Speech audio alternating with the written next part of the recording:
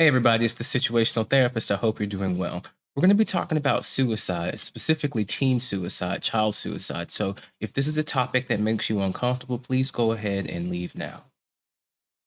Okay, so I came across this article that was discussing the increase in child suicide rates in Colorado, and I'm going to read the article to you and then we're going to discuss it just a little bit. The CEO of Children's Hospital Colorado declared a state of emergency in pediatric mental health May 25th, a first for the Aurora-based hospital.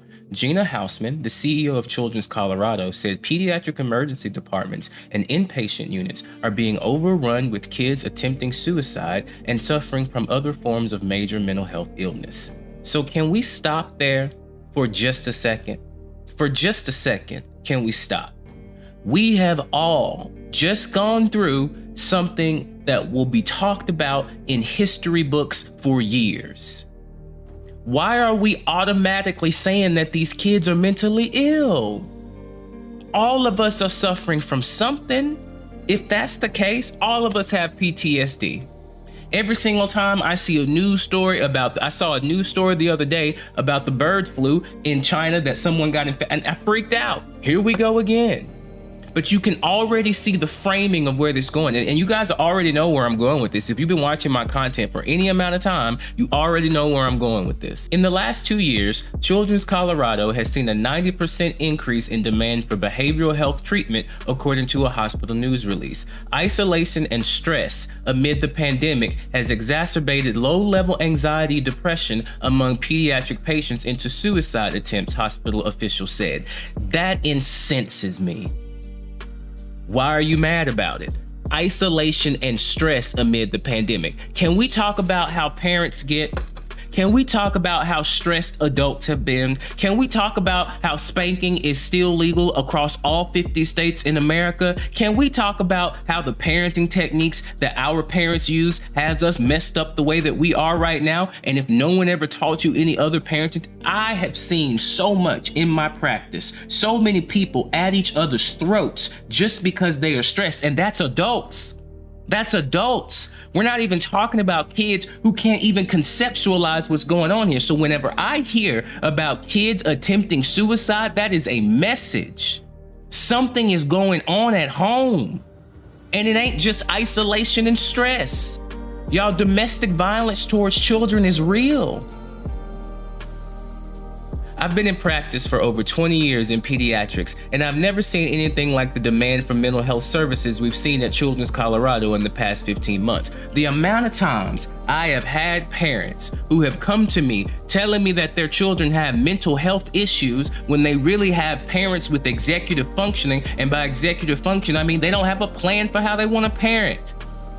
And so every behavior they see in their child is some sort of illness because they were not prepared to be parents.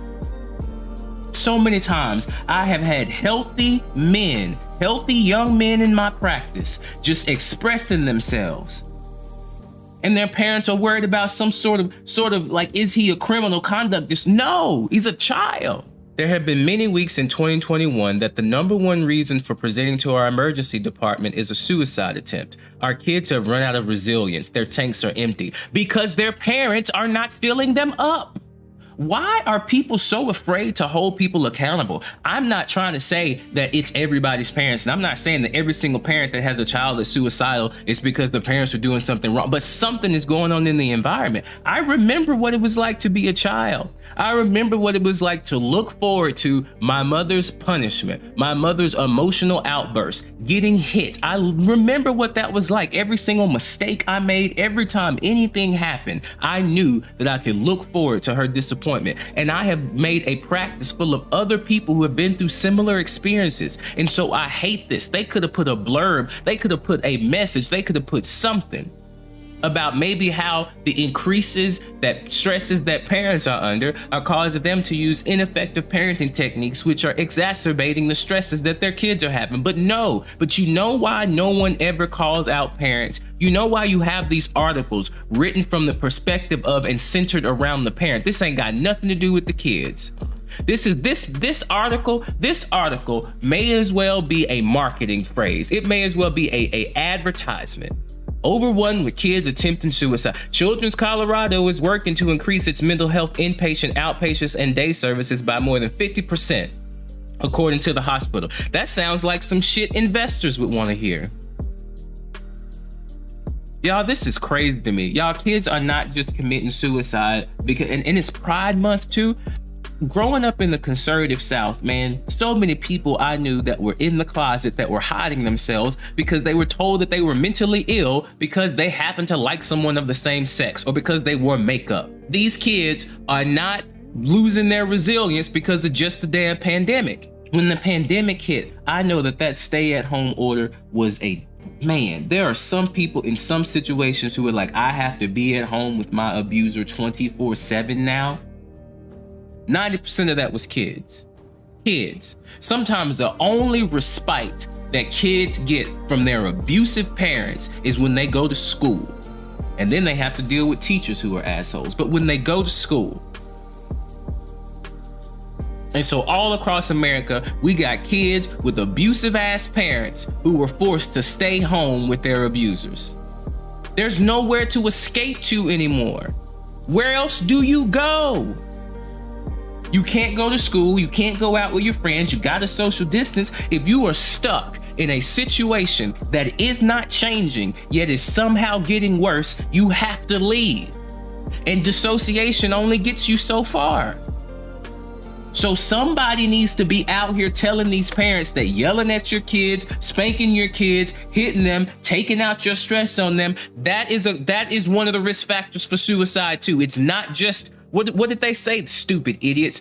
Exacerbated low-level anxiety and depression. The implication there is that the anxiety and depression was always there. The pandemic just made it worse. Don't nobody ever call out parents for their bullshit and kids be dying for it. This shit is stupid, bro. This is an advertisement. Let me go and figure out what's this? The Children's Hospital, Colorado. Let me see if if I can be an investor. Let's find out. Children's Hospital, Colorado investment. Let's see if I can invest. Now, I've taken some time to calm down from my initial frustration with this article. And just to be clear, I think that it is extremely frustrating that this article is attempting to make it seem like this is the children's fault, right? Why do some kids not feel the need to attempt suicide because of the pandemic and others do?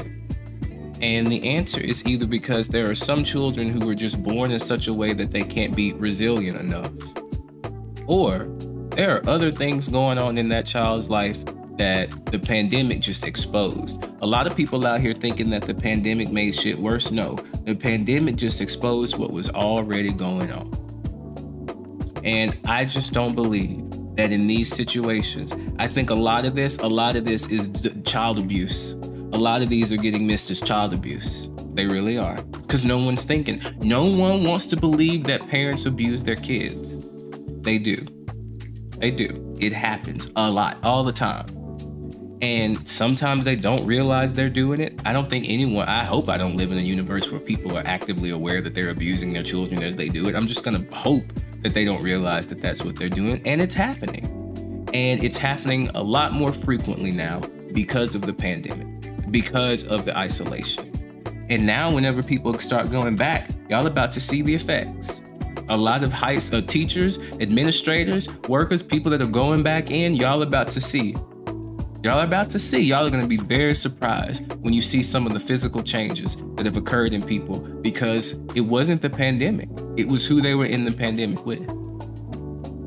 So back to work. Good to see you. Face ain't gone down, but that's all right. Keep touching the wrong side. I'm about to expose this. So Karen, please get ready to call my licensing board because I ain't finna stop.